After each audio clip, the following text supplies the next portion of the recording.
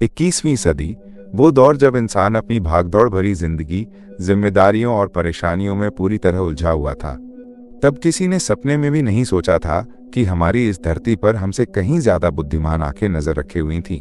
वो हमें ठीक वैसे ही देख रहे थे जैसे कोई वैज्ञानिक माइक्रोस्कोप से पानी की एक बूंद में रेंगते सूक्ष्म जीवों को देखता है। हम इंसान इस घमंड में चूर थे कि इस दुनिया पर सिर्फ हमारा ही राज है, लेकिन जल्द ही ये घमंड टूटने वाला था, क्योंकि अंतरिक्ष की गहराइयों में वो तेज तर्रार और बेरहम दिमाग इस धरती को लालच भरी आंखों से देख रहे थे और साजिश रच रहे थे हमारे विनाश की।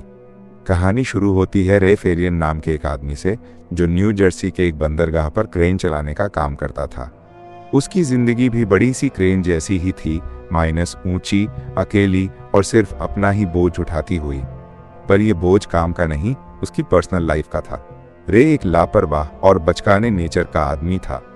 एक ऐसा बाप जिसे अपने बच्चों से ज्यादा अपनी 1967 मॉडल की विंटेज कार शेल्बी GT 350 से प्यार था। जिम्मेदारी एक ऐसी चीज थी जिससे वो हमेशा भागने की कोशिश करता था। वो शुक्रवार का एक आम दिन था।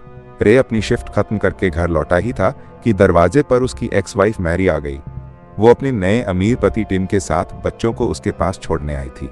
मैरी की आंखों में रे के लिए एक तरह की निराशा साफ दिखती थी।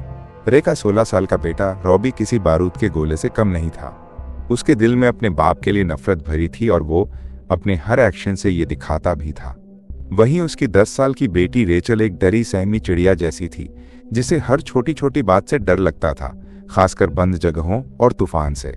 मैरी ने रे को बताया कि वो टिम के साथ वीकेंड पर बोस्टन जा रही है, अपने पेरेंट्स के घर, और तब तक रे को ही बच्चों की देखभाल करनी होगी। रे ने बड़े बेमन से बच्चों को घर के अंदर लिया। बाप और बच्चों के बीच का तनाव साफ महसूस हो रहा था। रे ने बच्चों से कहा कि अगर भूख लगे तो खाना ऑर्डर कर लेना, और खुद सोने चला गया। कुछ समय बाद जब वो उठकर आया तो पता चला कि रॉबी उसकी कार लेकर घूमने निकल गया है। रे टेंशन में आ गया, अपने बेटे के लिए नहीं बल्कि अपनी कार के लिए, क्योंकि रॉबी नौसिखिया ड्राइवर था, ऊपर से उसके पास लाइसेंस भी नहीं था। रे उसे ढूंढने बाहर भागा। तभी उसने बाहर कुछ अजीब देखा। अचानक बाहर का मौसम बदलने लगा। आसमान में गहरे काले बादल घिर आए। हवा में एक अजीब सी ठंडक घुल गई। ये कोई नॉर्मल तूफान नहीं था। बादल अजीब तरीके से गोल गोल घूम रहे थे, जैसे कोई बहुत बड़ा बवंडर बन रहा हो। रे उत्सुकता लिए रेचल को भी साथ लेकर घर के पिछवाड़े में आ गया, जहां मौसम का ये अजीब मगर विकराल रूप साफ साफ दिख रहा था। लोग इस दृश्य को कैमरे में कैद कर रहे थे, लेकिन तभी वो हुआ जिसके बारे में किसी ने सपने में भी नहीं सोचा था। आसमान से एक के बाद एक नीले सफेद रंग की बिजलियां जमीन पर गिरने लगीं। एक बार को तो बिजली उनके बिल्कुल करीब ही गिरी।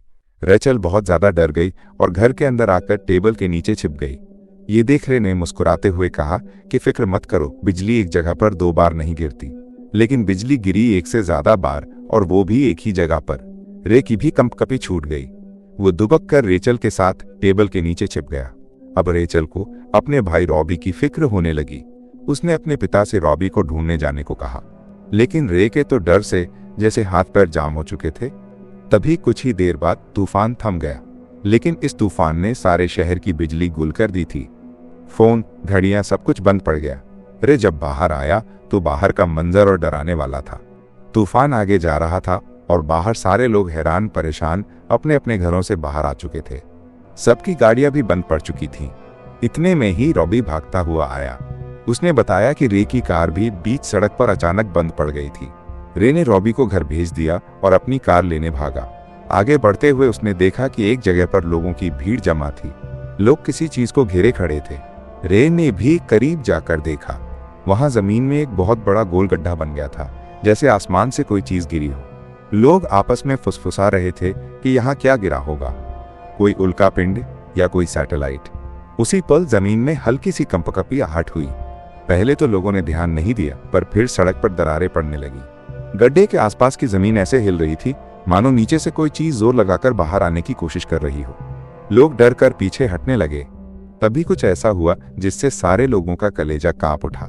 जमीन फटी और धूल के बीच से धीरे धीरे एक विशाल 3 पैरों वाली मशीन बाहर निकली। एक ट्राइपॉड जिसका ऊपरी हिस्सा एक बड़े से सिर जैसा था। लग रहा था जैसे वो धातु का बना एक जीता जागता प्राणी हो। आकार में इतना ऊंचा कि उसके सामने बड़ी बड़ी बिल्डिंग्स भी खिलौनों जैसी लग रही थीं। लोग हैरान डर से कांपते हुए उस अजीब चीज को देख रहे थे। कुछ लोग उसकी फोटो खींच रहे थे और फिर उस ट्राइपॉड ने एक डरावनी, दिल दहला देने वाली आवाज निकाली। एक हॉर्न जैसी आवाज जो किसी जानवर की चीख और मशीन की गूंज का मिक्सचर था। वो आवाज लोगों के कानों के रास्ते उनकी रूह तक को कंपा गई। इससे पहले कि कोई कुछ समझता या भाग पाता, उस मशीन ने अपने 2 लचीले टेंटिकल जैसे हथियार बाहर निकाले और लोगों पर हमला कर दिया। उन टेंटिकल से हीट रे निकल रही थी, एक ऐसी भयानक ऊर्जा जो अगर किसी पर भी पड़ती तो एक ही झटके में वो राख बनकर उड़ जाता।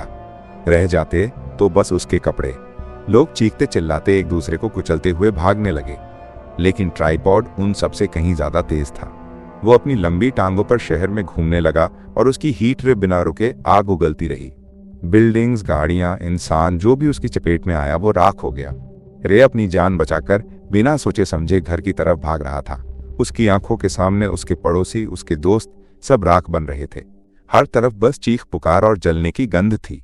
वो गिरता पड़ता किसी तरह अपने घर पहुंचा। उसने दरवाजा बंद किया और उसी से पीठ लगाकर जमीन पर बैठ गया। उसका पूरा चेहरा राख से सना था। दिल जोर जोर से धड़क रहा था। वो बुरी तरह कांप रहा था। रॉबी और रेचल भी उसे देख डर गए। वो रे से पूछने लगे कि आखिर हुआ क्या है, पर रे ने उन्हें कुछ नहीं बताया। उसने बच्चों से अपना सामान बांधने को कहा और अपनी बंदूक लेकर बच्चों के साथ बाहर आ गया। बाहर चारों तरफ अफरा तफरी मची हुई थी। लोग अपनी अपनी जान बचाकर भाग रहे थे। तभी रे को एक गाड़ी मिल गई जो चलने की हालत में थी। बच्चों को लेकर रे कार में सवार हो गया, लेकिन तभी कार का मालिक वहां आ गया और रे को गाड़ी खाली करने के लिए कहने लगा। रे उस आदमी को समझाता रहा कि हमारे साथ चलो, ये जगह सुरक्षित नहीं है, पर वो आदमी रे की बात मानने को तैयार ही नहीं था। उसी पल पीछे से एक गुर्राने की आवाज आई। रे की डर के मारे जान ही हलक में आ गई। ट्राइपॉड वहां आ पहुंचा था। इससे पहले कि वो आदमी पीछे देखने के लिए मुड़ भी पाता, ट्राइपॉड ने हीट रे छोड़ी और एक ही झटके में वो आदमी राख में बदल गया। ये देख, रॉबी और रेचल भी कांप उठे। रे ने उनसे नीचे झुकने को कहा और पूरी रफ्तार से कार भगाने लगा। वो जैसे तैसे ट्राइपॉड्स की तबाही से बचकर अपनी एक्स-वाइफ मैरी के घर आ गया, लेकिन मैरी और उसका पति टिम घर पर नहीं थे। रे दोनों बच्चों को बेसमेंट में ले गया। तभी अचानक ऊपर से एक जोरदार धमाके की आवाज आई और हर तरफ दर्द भरी चीखों की आवाज गूंजने लगी। रे पूरी रात बच्चों के साथ बेसमेंट के अंधेरे और ठंडे कमरे में छिपा रहा। रेचल डर के मारे रोए जा रही थी। रे उसे दिलासा देता रहा कि सब ठीक हो जाएगा, पर वो खुद जानता था कि वो झूठ बोल रहा है। कुछ भी ठीक नहीं था। ऐसा लग रहा था जैसे दुनिया खत्म हो रही है। अगली सुबह जब बाहर सन्नाटा हुआ तो रे ने हिम्मत करके ऊपर जाने का फैसला किया। उसने बेसमेंट का दरवाजा खोला और धीरे धीरे ऊपर आया। तभी एक भयानक मंजर उसकी आंखों के सामने था। बाहर एक प्लेन क्रैश हो गया था जो रे के घर को तोड़ता हुआ अंदर तक आ घुसा था। हर तरफ प्लेन का मलबा बिखरा हुआ था, पर जीवित बचे लोगों का कोई नामो निशान नहीं था। इसी दौरान रे ने देखा कि 2 लोग क्रैश हुए प्लेन से पानी की बोतल चुराने आए थे। रे के पूछने पर उन्होंने बताया कि वे रिपोर्टर्स हैं और मिलिट्री के साथ उस ट्राइपॉड के हमले की कवरेज लेने आए थे। रे ने उनसे ट्राइपॉड्स के बारे में पूछा कि आखिर वो क्या चीज है। इस पर रिपोर्टर ने बताया कि वो ट्राइपॉड्स क्या चीज है ये कोई नहीं जानता, लेकिन वे ढेर सारे हैं और पूरी दुनिया में फैल चुके हैं और शहरों को खाक में मिला दिया है। ये जहां भी जाते हैं वहां से इंसानों का अस्तित्व ही मिटा देते हैं। इन्होंने सारी दुनिया के कम्युनिकेशन सिस्टम और सैटेलाइट्स को नष्ट कर दिया है। ये सुनकर डर और हैरानी से रे की आंखें चौड़ी हो गईं। रिपोर्टर ने आगे बताया कि शायद ये ट्राइपॉड्स इंसानों से भी पहले धरती के नीचे दफन थे, किसी खास मकसद से। फिर रिपोर्टर ने रे को बिजली गिरने के वक्त की एक फुटेज दिखाई और बताया कि उनके शहर जैसा तूफान पूरी दुनिया में आया था और उसमें से जो बिजली गिरी थी वो कोई आम बिजली नहीं थी, बल्कि वो किसी कैप्सूल जैसी चीज को अपने आप में समेटे हुए थी। वो आसमान से गिरी और जमीन को चीरती हुई अंदर चली गई। उन कैप्सूल्स में शायद कोई था और अब वही इन ट्राइपॉड्स को चला रहा है। रिपोर्टर ने यह भी बताया कि इन ट्राइपॉड्स के आसपास एक अदृश्य शील्ड है जो काफी दूर तक फैली हुई है। मिलिट्री ने बंदूक, टैंक्स और रॉकेट से भी हमला किया, लेकिन उस शील्ड ने उनका बाल भी बांका नहीं होने दिया। अब रे समझ गया कि यहाँ एक पल भी रुकना मौत को दावत देना है। वो फौरन बच्चों को लेकर वहां से निकल गया। मंजिल थी बोस्टन शहर, उसकी एक्स-वाइफ मैरी का घर। इस दौरान रॉबी के दिल में रे के लिए नफरत और बढ़ गई थी। वो समझ गया था कि रे एक बार फिर उसे और रेचल को उसकी माँ के पास छोड़कर खुद जिम्मेदारियों से भाग जाएगा। रॉबी अपने पिता को कायर कहकर गाड़ी से उतर गया। तभी उसे एक मिलिट्री यूनिट वहां से गुजरती हुई दिखी। वो मिलिट्री वालों को चिल्लाकर कहने लगा, मुझे भी अपने साथ ले चलो, मैं कायरों की तरह मरना नहीं चाहता, मुझे भी उन एलियन से बदला लेना है, उन्हें वापस खदेड़ना है। लेकिन मिलिट्री वाले उसके लिए नहीं रुके। रे ने जैसे तैसे उसे शांत कराया। इसी दौरान रेचल बाथरूम के बहाने रे से पीछा छुड़ाकर भाग रही थी, लेकिन आगे जाकर एक नदी ने उसका रास्ता रोक दिया। उसी पल रेचल ने एक भयानक मंजर देखा। नदी में सैकड़ों इंसानी लाशें तैर रही थीं। रेचल डर के मारे चीखने ही वाली थी कि तभी रे उसके पास आ गया और उसे और रॉबी को लेकर फौरन वहां से निकल गया। रे अब हडसन नदी की ओर बढ़ रहा था ताकि वहां से बोट में बैठकर बोस्टन तक जल्दी पहुंच सके। लेकिन जब वो हडसन के करीब पहुंचे तो देखा कि शहर के सारे लोग भी नदी की तरफ ही जा रहे थे। यहाँ केवल रे के पास एक कार थी जिससे वो जल्दी बोट तक पहुंच सकता था। लोग रे से लिफ्ट मांगने लगे, लेकिन रे को बच्चों की फिक्र थी, इसलिए वो रुका नहीं। तभी भीड़ ने रे और बच्चों पर हमला कर दिया और उनकी कार छीनने के लिए उन्हें बाहर निकालने लगे। रे ने उनसे लड़ने की कोशिश की, पर वो अपनी कार नहीं बचा पाया। रे बच्चों को लेकर पैदल ही नदी तक पहुंचा। अब सिर्फ आखिरी फेरी बची थी जो पहले ही सवारियों से भर चुकी थी। रे जल्दी उस फेरी की तरफ बढ़ने लगा। इसी दौरान रेचल की नजर जंगल की तरफ गई। उसने देखा कि पेड़ों में हलचल हो रही थी। तभी एक तेज हॉर्न की आवाज गूंजी और निकलकर आए 3 विशाल ट्राइपॉड्स। उसे देख भीड़ बेकाबू हो गई। कुछ लोग फेरी की तरफ भागे तो कुछ लोग वापस शहर की तरफ। इतने में ही फेरी भी निकलने लगी। रे जैसे तैसे बच्चों को लेकर फेरी में सवार हो गया। अब ट्राइपॉड्स मौत बनकर बरसने लगे। वे किसी चींटी की तरह इंसानों को मसल रहे थे, बेरहम और बिना रुके। वहीं जो लोग फेरी में नदी पार करने निकल चुके थे, उन्हें लग रहा था कि अब वो बच गए, लेकिन उनकी ये खुशी सिर्फ कुछ पलों की थी। एक ट्राइपॉड पानी से भी निकल आया और पूरी फेरी को ही पलट कर रख दिया। लोग चीखते हुए बर्फीले ठंडे पानी में गिर गए। रे भी बच्चों के साथ पानी में जा गिरा। चारों तरफ भगदड़ और चीख पुकार थी। वो ट्राइपॉड पानी में गिरे लोगों को अपने टेंटिकल से उठाकर उन्हें अगवा करने लगा। लेकिन रे ने पलटकर नहीं देखा, क्योंकि उसे बस किसी भी तरह बच्चों को बचाना था। वो बच्चों को लेकर बस तैरता रहा और किसी तरह किनारे तक जा पहुंचा। उन्होंने किनारे से देखा, ट्राइपॉड्स हर हिलती डुलती चीज को अपने टेंटिकल से उठा ले जा रहे थे। न जाने वे उनके साथ क्या करते थे कि लोगों के बस कपड़े नीचे गिरते थे। रे एक पल भी वहां नहीं रुका। बच्चों को लेकर वो आगे गया, जहां उन्हें कुछ और जीवित लोग जान बचाकर भागते नजर आए। रे और बच्चे उनमें शामिल हो गए। इस दौरान रॉबी ने बहुत कुछ भयानक देख लिया था, लेकिन अंदर डर नहीं बल्कि जज्बा था उन ट्राइपॉड्स को अपने शहर से मिटाने का। रे को अपने बेटे की बहादुरी देख खुशी तो थी, पर उसे खोने का डर भी था। कुछ समय बाद जब वो एक पहाड़ी से गुजर रहे थे, उन्होंने देखा कि अमेरिकी फौज की एक टुकड़ी उन ट्राइपॉड से लड़ने की तैयारी कर रही है।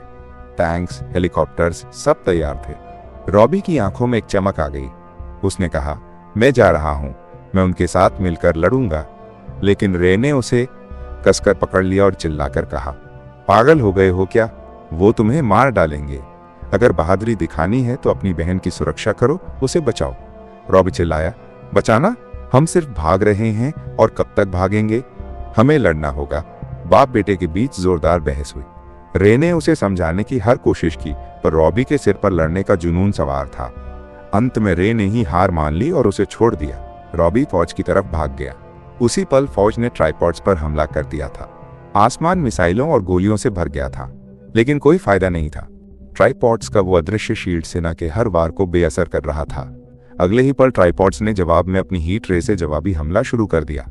एक के बाद एक सारे टैंक्स और हेलीकॉप्टर्स आग के गोलों में बदलने लगे। तभी एक जोरदार धमाका हुआ। जिस पहाड़ी की तरफ रॉबी भागा था, वो पूरी तरह से आग की लपटों में घिर गई। रे उस आग के गोले को बस देखता रह गया। उसकी आंखों से आंसू बह रहे थे। उसे लगा कि उसका बेटा उस आग में जलकर राख हो गया है। तभी उस आग में से निकलकर एक ट्राइपॉड बाहर आया। लोग डर कर भागने लगे। टूटा हुआ, हारा हुआ रे भी रेचल को लेकर सुरक्षित जगह की तरफ भागा। खुला मैदान था, बचने का अब कोई रास्ता नजर नहीं आ रहा था। तभी पास के एक फार्म हाउस से एक आदमी ने रे को आवाज दी। रे उसकी तरफ भागा। वो आदमी रे और रेचल को लेकर बेसमेंट में छिप गया। ऊपर ट्राइपॉड्स मौत का कोहराम बरपा रहे थे और इधर रे जो खुद डर से कांप रहा था, अपनी बेटी को किसी तरह शांत कराने की कोशिश में लगा था। वहीं एक और वो शख्स जो इस फार्म हाउस का मालिक था, एक कोने में बैठा अपनी कुल्हाड़ी पर धार लगा रहा था। उसकी नजरें लालच से भरी रे और रेचल को घूर रही थीं। कुछ समय बाद उस आदमी ने रे को ड्रिंक ऑफर की और हार्लेन ओ गिल्वी के तौर पर अपना परिचय दिया। रे ने भी उसे अपना नाम बताया और शरण देने के लिए उसका शुक्रिया अदा करके सोने जाने लगा। लेकिन तभी ओ गिल्वी ने उसे रोका और कहा, रे, क्या तुम डर रहे हो? रे ने सिर झुका लिया जैसे इस सवाल से बचना चाह रहा हो। ओ गिल्वी ने कहा, समझ सकता हूं बेटी, साथ है, डर तो लगेगा ही। रे, पता है, मैंने इस तबाही में अपने पूरे परिवार को खो दिया। जरा सोचो रे, इन शैतानों ने दुनिया की सबसे ताकतवर फौज को चंद पलों में रौंद दिया। क्या तुम उनसे बचकर भाग पाओगे? ये कोई जंग नहीं है रे, एक सफाया है। जैसे हम इंसान अपने घर की सफाई करते वक्त कीड़े मकोड़ों को मार डालते हैं, वैसे ही ये एलियन ट्राइपॉड्स हमें कीड़े समझते हैं। ये पूरी इंसानियत का सफाया करने आए हैं ताकि हमारी पृथ्वी पर कब्जा कर सकें। ये सुन रे ने चिढ़कर कहा, चुप हो जाओ, तुम मेरी बेटी को डरा दोगे। लेकिन ओ गिल्वी के दिमाग में तो अजीब सी सनक भरी थी। वो बोलता रहा, रे, मुझे पता है मौत क्या होती है। पहले मैं शहर में एम्बुलेंस चलाता था। मैंने देखा है, बचते वही लोग हैं जो आखिरी दम तक अपना होश नहीं खोते, अपनी आंखें बंद नहीं करते, जो जीने के लिए संघर्ष करते हैं, भागते नहीं। हमें भी अगर बचे रहना है तो हमें लड़ना होगा। इन्हीं बातों के दौरान अचानक पूरा घर हिलने लगा। रे ने खिड़की से बाहर झांक कर देखा। बाहर ट्राइपॉड्स का पूरा झुंड लोगों को बेरहमी से मार रहा था। रे समझ गया कि वे लोग किसी सुरक्षित जगह पर नहीं बल्कि मौत के मुंह में आ गए हैं। उसने गुस्से में ओ गिल्वी से पूछा, सच सच बताओ, तुमने हमें यहाँ क्यों रुकने दिया? ओ गिल्वी ने कहा, ताकि तुम मेरे साथ मिलकर उनसे लड़ सको। तुम्हें पता है, ओसाका में जापानियों ने एक ट्राइपॉड मार गिराया। इसका मतलब है कि उनकी कोई कमजोरी है। अगर वो ट्राइपॉड्स को मार सकते हैं तो हम क्यों नहीं? अब हम जमीन के नीचे हैं, ठीक उनके पैरों के नीचे। जब सही समय आएगा तब हम हमला करेंगे और उन्हें वही सरप्राइज देंगे जो उन्होंने हमें दिया था। रे समझ गया कि ओ गिल्वी पागल हो चुका है। उसे अब बस मौत नजर आ रही थी। इसी दौरान रे ने देखा कि उनके बेसमेंट के अंदर अजीब सा लाल रंग का जड़नुमा पौधा उगाया था। ये पौधे ट्राइपॉड्स ही पूरे शहर में फैला रहे थे। तभी अचानक ही वहां एक अजीब सा सन्नाटा पसर गया। रे सतर्क हो गया। इतने में ही छत तोड़कर ट्राइपॉड का एक टेंटिकल बेसमेंट के अंदर घुस आया। रे ने रेचल को लेकर एक कोने में छिप गया। वो टेंटिकल किसी सांप की तरह पूरे बेसमेंट में घूम घूम कर तलाशी ले रहा था। हल्की सी आवाज से भी वो उसकी ओर आकर्षित हो जाता था। रे रेचल को लेकर जैसे तैसे उससे छिपता फिर रहा था। तभी सन की ओ गिल्वी ने कुल्हाड़ी उठा ली। वो उस टेंटिकल को काट कर रख देना चाहता था, लेकिन रे ने उसे देख लिया। रे जानता था कि कुल्हाड़ी का वार ट्राइपॉड का कुछ नहीं बिगाड़ पाएगा, उल्टा वे उसकी नजरों में आ जाएंगे। उसने ओ गिल्वी के आगे हाथ जोड़कर किसी तरह उसे शांत कराया और उसे अपने पास बुलाया। ओ गिल्वी रे की तरफ आ ही रहा था कि तभी वो लकड़ियों के ढेर से टकरा गया, जिससे शोर मच गया। टेंटिकल तेजी से उनकी तरफ आने लगा, लेकिन रे, रेचल और ओ गिल्वी एक कमरे में गिर चुके थे जहां छिपने के लिए कोई जगह नहीं थी। अब उनकी मौत तय थी। पर तभी रे को एक बड़ा आईना मिल गया। उसने वो आईना सामने रखा और सभी को लेकर उसके पीछे छिप गया। टेंटिकल कुछ पल उस आईने को घूरता रहा, लेकिन फिर वापस चला गया। रे, रेचल और ओ गिल्वी बाल बाल बच गए। उन्होंने अभी थोड़ी चैन की सांस ली ही थी कि तभी कुछ हलचल हुई और ऊपर से कोई साया नीचे बेसमेंट में आया। उन्होंने देखा वो 4 एलियन प्राणी थे। अजीब से बड़ी आंखों वाले किसी जानवर की तरह उनके बड़े पंजे और बड़ा सा सिर बेहद भयानक लग रहा था। रे, ओ गिल्वी और रेचल सहम गए। वे एलियंस पूरे घर में घूम घूम कर तलाशी ले रहे थे और इंसानों की बनाई चीजों को देख रहे थे। ओ गिल्वी के पास बंदूक थी और उसका दिमाग फिर चुका था। वो उन एलियंस को मारना चाहता था, लेकिन रे ने उसकी बंदूक पकड़ ली और उसे रोकने लगा, क्योंकि ये खुदकुशी थी। पर ओ गिल्वी उससे लड़ने लगा और अपनी बंदूक वापस ले ली। गनीमत थी कि उसी वक्त ट्राइपॉड का हॉर्न बजा और एलियंस वापस चले गए। रे की जान में जान आ गई। वो रात उन तीनों के लिए दहशत में गुजरी। तभी अगली सुबह रे ने कुछ भयानक देखा। उसने देखा कि एलियन द्वारा उगाए गए जड़ नुमा पौधे और विकसित हो रहे थे और उनमें से लाल तरल पदार्थ बह रहा था। रे ने खिड़की से झांक कर देखा। खिड़की से भी पानी के फुहार जैसा लाल तरल हवा में उड़ रहा था। रे ने देखा कि वो ट्राइपॉड्स अपने पाइप जैसे एक अंग से वो लाल तरल हर तरफ सींच रहे थे। इसके बाद जो हकीकत रे के सामने आई, उसने उसका दिल दहला दिया। ये लाल पदार्थ इंसानों का खून था। ट्राइपॉड्स इंसानों को चूस रहे थे और उन्हें किसी फर्टिलाइजर की तरह अपने पौधों में सींच रहे थे।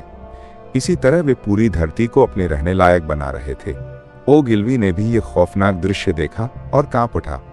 वो भागकर बेसमेंट के एक कमरे में गया जहां वो ना जाने कितने दिनों से सुरंग खोद रहा था। उसे लगता था जिस तरह कीड़े अपने से बड़े जीवों से बचने के लिए बिल बनाकर रहते हैं, उसी तरह अब इंसानों को भी बिल में रहना पड़ेगा। यही आने वाली इंसानी पीढ़ी का भविष्य होगा। इस दौरान वो पागलपन में बार बार चिल्लाए भी जा रहा था, अब हम सब मरने वाले हैं, हम सब मरने वाले हैं। रे को डर था कि कहीं एलियंस ने वो आवाज सुन ली तो उसकी और रेचल की जान पर बनाएगी। उसने ओगिल्वी को समझाने की कोशिश की कि शांत हो जाओ, लेकिन ओगिल्वी कुछ भी सुनने को तैयार नहीं था। उसने रे को शोवेल से मारकर दूर हटा दिया। रे अपने बेटे को तो खो चुका था, पर रेचल को खोना नहीं चाहता था। ऐसे में उसे सिर्फ एक ही रास्ता सूझा। उसने रेचल की आंखों में पट्टी बांधी, ओगिल्वी के कमरे के अंदर गया, दरवाजा बंद किया और ओगिल्वी को हमेशा के लिए मौत की नींद सुला दिया। अब रे को लगा कि वो और उसकी बेटी सुरक्षित हैं। वो रेचल को गोद में लिए सोफे पर चैन से सो गया। पर कुछ ही देर बाद एक शोर सुनकर रेचल की आंखें खुली। उसकी आंखों के सामने ट्राइपॉड का एक टेंटिकल हवा में लहराता हुआ उसे घूर रहा था। रेचल उसे देख चीख पड़ी और दूर हट गई। टेंटिकल रेचल को पकड़ने बढ़ने लगा, पर तभी रे ने कुल्हाड़ी उठाई और टेंटिकल पर बेतहाशा वार करके उसे काट डाला। टेंटिकल वापस चला गया, पर साथ ही रेचल भी डर के मारे बाहर भाग गई। रे सख्ते में आ गया और उसे ढूंढने बाहर भागा। बाहर रे की आंखों के सामने एक खौफनाक मंजर था। हर तरफ जड़नुमा एलियन पौधों का जाल बिछा हुआ था, इंसानों के खून से सना। दूर दूर तक इंसानों और इंसानी बस्ती का सफाया हो चुका था। लग रहा था रे किसी नर्क में आ गया हो। वो रेचल को आवाज देता हुआ लगातार उसे ढूंढ रहा था, पर तभी उसकी आवाज सुन एक ट्राइपॉड आ धमका। रे उसे देख एक कार में जाकर छिप गया, पर ट्राइपॉड ने कार को ही पलट दिया। इतने में ही कहीं से एक चीख गूंजी। रे ने देखा कि वो रेचल थी, पर रेचल ने चिल्लाकर गलती कर दी। ट्राइपॉड उसे उठा ले गया। रे रेचल को बचाने के लिए ट्राइपॉड का पीछा करने लगा। इसी दौरान उसे एक मिलिट्री की गाड़ी में बम मिल गए। उसने एक बम का पिन खींचकर ट्राइपॉड के पैर की तरफ फेंका, लेकिन बम ट्राइपॉड के आसपास मौजूद अदृश्य शील्ड से टकराकर फट गया। ट्राइपॉड ने रे को भी दर्द पहुंचाया। उसके सिर के करीब 2 बड़े पिंजरे लगे हुए थे, उसमें उसने ढेर सारे इंसानों को कैद कर रखा था। उसने रे को भी उनके साथ कैद कर लिया। रे ने देखा रेचल भी वहीं थी, लेकिन वो सदमे में थी क्योंकि उसने एक भयानक मंजर देखा था। ट्राइपॉड एक एक कर पिंजरे से इंसानों को पकड़ता था और उन्हें चूस कर लिक्विड में बदलकर अपने पौधों पर स्प्रे कर देता था। अगली बार ट्राइपॉड का टेंटिकल सीधा रेचल की तरफ बढ़ने लगा, लेकिन रे ने उसे अपने नीचे छुपा लिया। टेंटिकल ने फिर रे को ही जकड़ लिया और खींचते हुए ऊपर ले जाने लगा। इसी खींचातानी के बीच रे को ग्रेनेड्स दिखे। रे ने झट से उन्हें उठा लिया। अब ट्राइपॉड ने उसे लगभग पूरी तरह निगल ही लिया था, लेकिन तभी पिंजरे में बंद आर्मी सोल्जर्स ने रे का हाथ पकड़ लिया और मौत के मुंह से उसे खींच लाए। रे ग्रेनेड्स के साथ अंदर गया था, लेकिन वापस आने पर उसके हाथ में सिर्फ बम के पिन थे। रे बड़ी ही चालाकी से बम ट्राइपॉड के मुंह के अंदर छोड़ आया था। ये देख सोल्जर्स ने सभी को नीचे झुकने को कहा और उसी पल जोरदार धमाके हुए, जिससे ट्राइपॉड के चिथड़े उड़ गए। रे और बाकी सब पिंजरे के साथ ही नीचे गिर गए। खुशनसीबी से उनका पिंजरा एक पेड़ पर अटक गया, जिससे सभी सही सलामत बच गए। रे की जान में जान आ गई। अब वो रेचल को लेकर बाकी जीवित बचे लोगों के साथ बोस्टन शहर आ गया। उसने देखा कि उस शहर में भी एलियंस की खून से सनी जड़ें फैली हुई थी, जिसे चील कौवे नोच नोच कर खा रहे थे। तभी रे ने कुछ अजीब देखा। कुछ जगहों पर एलियंस की उगाई जड़ें अब सूखने लगी थी और कई ट्राइपॉड्स रहस्यमय तरीके से अपने आप ही ध्वस्त होने लगे थे। इस दौरान एक ट्राइपॉड वहां पास ही मंडरा रहा था, लेकिन वो कुछ कमजोर लग रहा था। रे ने देखा कि उसके ऊपर चील कौवे बैठे हुए थे और उसमें लगे इंसानी मांस को नोच नोच कर खा रहे थे। इसका मतलब था कि उस ट्राइपॉड के आसपास अदृश्य शील्ड नहीं थी। रे ने यह बात मिलिट्री सोल्जर्स को बताई, जिसके बाद उन्होंने बिना वक्त गंवाए उस ट्राइपॉड पर एक मिसाइल दागा। मिसाइल के एक ही वार से ट्राइपॉड ध्वस्त हो गया। इतने में ही उस गिरे हुए ट्राइपॉड का दरवाजा खुला। उसमें से एक बीमार, कमजोर, मरता हुआ एलियन बाहर निकला। कुछ देर वो फड़फड़ाया, सांस लेने की कोशिश की और फिर दम तोड़ दिया। उसी पल से पूरी दुनिया में ट्राइपॉड्स अपने आप ही धराशायी होने लग गए। उन्हें चला रहे एलियंस मरने लगे। एलियंस की फैलाई जड़ें सूखने लगी। अब सवाल था कि आखिर क्या थी वो चीज जो उन एलियंस को धरती से मिटा रही थी, बिना किसी जंग, बिना किसी हथियार के। दरअसल जो काम बड़े बड़े हथियार नहीं कर पाए, उसे धरती की सबसे छोटी चीजों ने कर दिखाया, जिन्हें भगवान ने अपनी समझ से इस धरती पर रखा था। एलियंस के पास भले ही ताकत थी, एडवांस हथियार थे, पर वे इस धरती की हवा, पानी और यहाँ मौजूद करोड़ों अरबों छोटे छोटे कीटाणुओं और बैक्टीरिया के लिए तैयार नहीं थे। हम इंसान जिन कीटाणुओं के साथ हजारों सालों से जी रहे हैं और जिनके खिलाफ हमारे शरीर ने इम्यूनिटी यानी बीमारियों से लड़ने की ताकत बना ली है, वही कीटाणु इन एलियंस के लिए घातक साबित हुए। सारे एलियंस बीमार होकर मर गए। कुदरत ने खुद ही अपनी रक्षा कर ली थी। उधर रे अपनी बेटी रेचल को लेकर उसकी मां मैरी के माता पिता के घर पहुंचा। उसका दिल जोरों से धड़क रहा था। क्या वो लोग जिंदा होंगे? क्या घर सलामत होगा? तभी घर का दरवाजा खुला। अंदर से मैरी और उसके पेरेंट्स निकले। वो बिल्कुल सही सलामत थे। वो रे और रेचल को जिंदा देखकर रो पड़े। मैरी ने रे का शुक्रिया अदा करते हुए अपनी बेटी को गले लगा लिया, पर रे मायूस था। अपने बेटे को खोने का गम उसे अंदर ही अंदर कचोट रहा था। तभी रे ने किसी को देखा। उसे अपनी आंखों पर यकीन नहीं हुआ। अंदर से उसका बेटा रॉबी बाहर आया। वो जिंदा था। वो उस हमले में किसी तरह बच गया था और फौज के साथ बोस्टन पहुंच गया था। रॉबी भागकर अपने पिता के पास आ गया और रे से माफी मांगता हुआ रोने लगा। रे ने उसे अपने सीने से लगा लिया। उसकी आंखों से खुशी के आंसू बह रहे थे। इस जंग ने एक लापरवाह आदमी को जिम्मेदार इंसान बना दिया था। आखिरकार इंसानियत की जीत हुई। हालांकि इस जीत का जश्न मनाने के लिए शायद दुनिया में कुछ नहीं बचा था। शहर बर्बाद हो चुके थे, करोड़ों लोग मर चुके थे, लेकिन इंसानों की उम्मीद अभी टूटी नहीं थी, क्योंकि जब तक एक भी इंसान धरती पर जिंदा है, उम्मीद जिंदा है। और इसी उम्मीद के साथ ये कहानी यहीं खत्म होती है। दोस्तों, आप में से काफी लोगों का कहना है कि हमारे वीडियोस आप तक नहीं पहुंच पा रहे हैं। उसके लिए आप सब्सक्राइब बटन को दबाने के बाद नोटिफिकेशन के बेल आइकॉन पर क्लिक करें और ऑल का ऑप्शन सेलेक्ट कर लें, ताकि हमारी सारी वीडियोस की नोटिफिकेशन आप तक पहुंच सके। धन्यवाद।